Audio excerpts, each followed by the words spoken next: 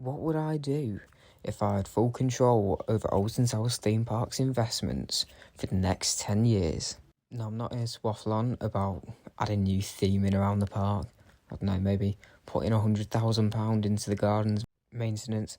To be honest, I'm more bothered about the rides because, let's be honest, everyone goes to Alton Towers for a thrill. And obviously I'm aware that some people do go there for the scenery and gardens, but my target audience clearly go there to go on rides such as Nemesis, well when it's open, and Smiler.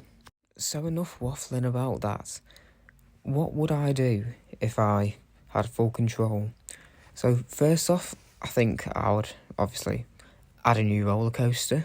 And seeing as Alton Towers clearly have a lot of land, but a strict tree line development, I'd probably dig into the ground.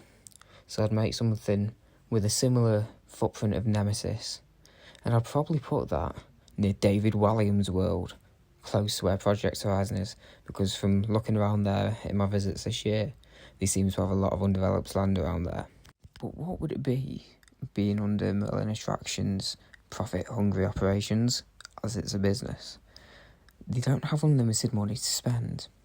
And obviously, they've also got quite a wide range of rides already, such as Smiler, the 14 inversion record breaker, Oblivion, the first vertical drop, even though we all know it's 87.5 degrees, not 90. Spinball Wizard, if people even remember that it's there. Galactica, the world's first B&M flying coaster, opening in 2002. Nemesis Reborn, which is just Nemesis, with some shiny new track, coming next year in 2024. Wickerman, the first Woody in the UK in 20 years, I believe. They also have Rita, probably the worst Intamin hydraulic launch coaster ever made. Even though, unpopularly, I quite like it. So go and shoot me in the comments if you feel like. And 13, the world's first roller coaster with a drop track of 7 metres. And they even have the Runway Mine Train, a family-orientated powered coaster. And also, who can forget the legendary Oxynauts roller coaster. But for now, that wraps up Alton Towers' current roller coaster lineup. And when you look at coasters they could put in, it's quite a limited option really. The height limit would make it incredibly difficult to fit in a roller coaster that's generally known for having quite a tall height, such as a B&M wing coaster, because with the Swarm, that's essentially Alton Towers' sister park, Thorpe Park, that's shown to be, even though it's one of the smaller ones, still a decently tall B&M wing coaster. The only real option would be a launch wing coaster if we were going for this. Something like Mandrill Mayhem at Chessington World of Adventures. But that doesn't especially fit in with Alton Towers' thrill reputation, being quite a tame, generally family-orientated coaster that's good for all ages, and it's shown quite well by the low height limit. So in my opinion, that's sort of off the cards for Alton Towers. And when you go to look at other options, your mind might go to a high budget park like this for Intamin Blitz. Now of course, we'd all love an Intamin Blitz. Imagine a Velocicoaster or Pantheon at Alton Towers, but I don't think that's completely realistic, because even though we'd love to see it, the tree limit once again makes it difficult. Although something like Tavern could be made, where it's not focused on inversions, but more just intense, well-themed moments. And I wouldn't find it overly hard to believe that Alton Towers would make an investment like that, because they're known for doing amazing with what they've got. I think the train interaction would be brilliant. Again, like Nemesis, you could have a similar footprint to it and dig underground to get a decent range of heights and speeds and forces in the ride, such as laterals and airtime, and maybe even some ejector.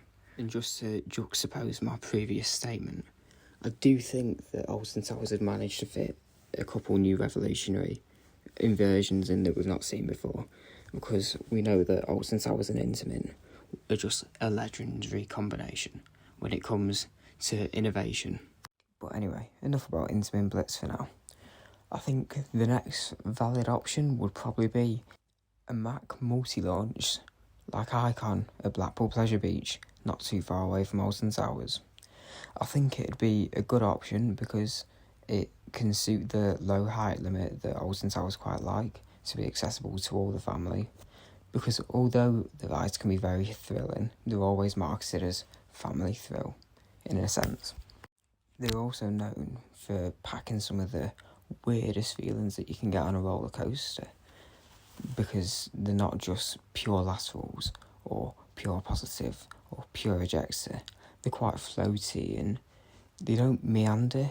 They've got force. They're not the fastest roller coasters, but they by no means do they meander around a circuit like other roller coasters might do.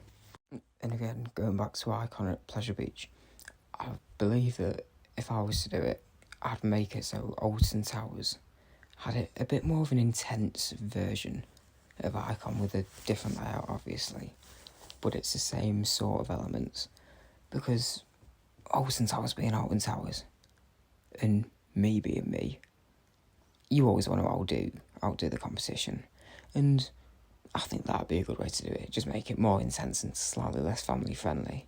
Maybe make the launches a bit more powerful, because Mack are basically little tyre launches that you find on a kids coaster at Legoland. They're not exactly known for the super intense punchy launches like other companies such as Intamin, who have some ridiculous launches, and especially not S&S, who have the launch on Doda Domper going from 0 to 112 in 1.6 seconds, which is just absolutely outrageous. And now I just want to move on to one final suggestion that I think could be great if it was to be implemented at Alton Towers, and obviously over the space of 10 years, potentially 2 of these coasters that I've suggested could get put in. That would be brilliant, because obviously everyone loves a new roller coaster. And I don't believe this will be a very popular opinion, but I don't care, it's my channel. But I think an Intamin Mega Lite would fit perfectly at Alton Towers. Again, able to interact with the scenery, can go underground, above ground, and the intensity would be perfect. A bit of a boost, because although, yeah, Alton Towers have got Smiler and Nemesis, they're quite short rise and spaced apart, and although Smiler's intensity is sustained, at times it can get dull, where an Intamin Mega Lite is just constantly ejector, laterals, positives, everything you want in a good thrill roller coaster that isn't really targeted towards family. And I think that would fit perfectly near the Smiler having 2 super intense roller coasters in quite close proximity. So I'd love to see that. It could be themed around anything.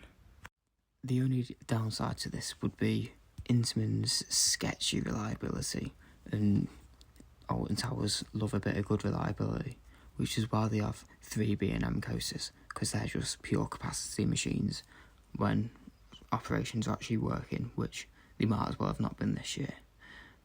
So that could be one of the only downsides to getting an Intamin, the reliability and the notoriously poor capacity on rides such as Rita.